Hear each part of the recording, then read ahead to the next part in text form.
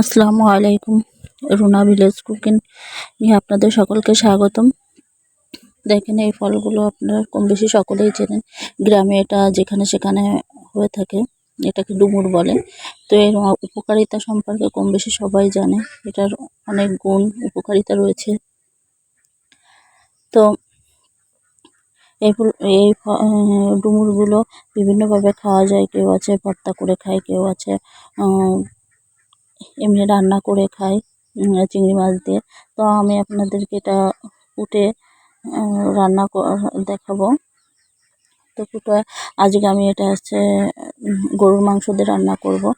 তো দেখেন, তার জন্য আমি ডুমুরগুলো খুব সুন্দর করে কেটে নিচ্ছি। ডুমুরগুলো আপনি একটা হাঁড়িতে ভিজিয়ে রেখে তারপর কুটলে হয়। ডুমুরের কুটলে খুব তাড়াতাড়ি হয় এবং হাঁটাগুলো খুব কমই লাগে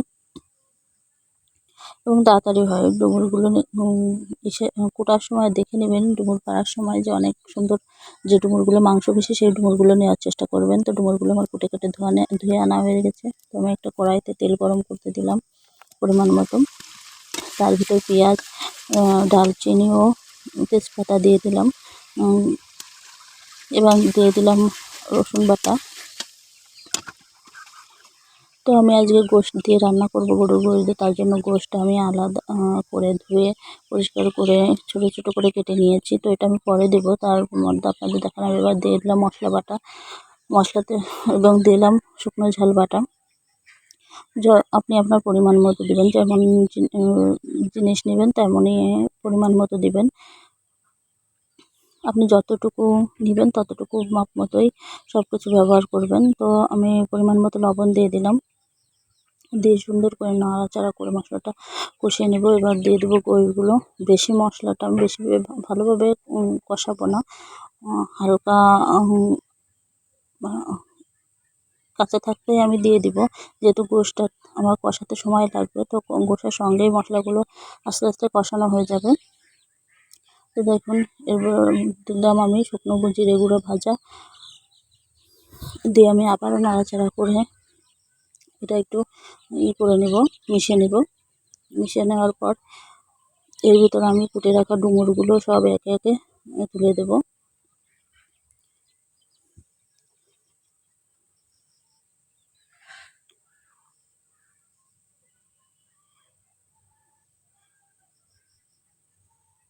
ডুমুরগুলো সব আমি দিয়ে দিলাম একে একে দিচ্ছি এবং একটু নাড়াচাড়া করে নিচ্ছি এবং দিয়েছি কিছু আলু ছোট ছোট করে কেটে নিয়েছি এবং কিছু আস্ত রসুন আমি কোয়া করে ছুলে নিয়ে তার দিয়ে দিলাম।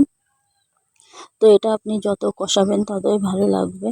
তো তার জন্য আমি এটা নাড়াচাড়া করে খুব সুন্দর করে কষাবো।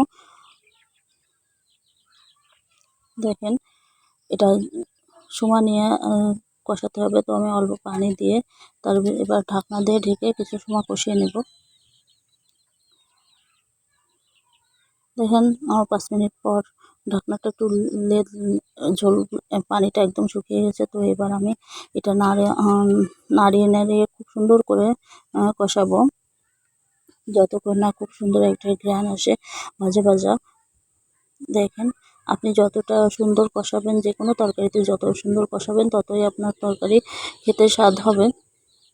এটা সবাই জানে মহিলারা। তো দেখেন, আমার কিন্তু আলু, তারপর ডুমুর এখানেই সিদ্ধ হয়ে গেছে, গোশও এভাবেই সিদ্ধ হয়ে গেছে। তো আমি এই তরকারিতে বেশি পানি ব্যবহার করব না, খুব অল্প পরিমাণে পানি ব্যবহার করব। যেহেতু আমার গোশটা কষানোর সময় সিদ্ধ হয়ে গেছে, একটু পানি দিয়ে কড়াইতে লেগে যাচ্ছিলো, তাই একটু পানি দিয়ে কষিয়ে ছাড়িয়ে নিলাম। তো এবার এই পর্যায়ে এসে আমি হলুদ দিয়ে দিব। যেহেতু হলুদ আগে দিলে কষাতে সমস্যা হয়, তাই আমি হলুদ সবসময় পরে ব্যবহার করি। এক্ষেত্রে কড়াইতে লেগে যায় না, আপনার নাড়াচাড়া করতে খুব সুবিধা হয়। বিশ্বাস না হলে আপনি একদিন করে দেখবেন, দেখবেন লাভ হবে। এবার আমি পরিমাণ মতো পানি দিয়ে দিলাম, যেহেতু আমার সব কিছু সেদ্ধই হয়ে গেছে। তো এবার আমি এটা ঝোলটা শুকিয়ে আসা পর্যন্ত জাল করে নেব।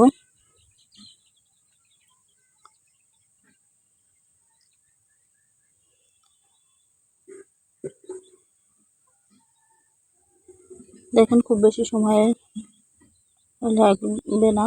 তার ভিতরে এখন তো কড়াইতে তেল উঠতে শুরু করেছে। এই পর্যায়ে আমি আমার রান্না শেষ, তো আমি আলাদা একটা পাত্রে ঢেলে নেব।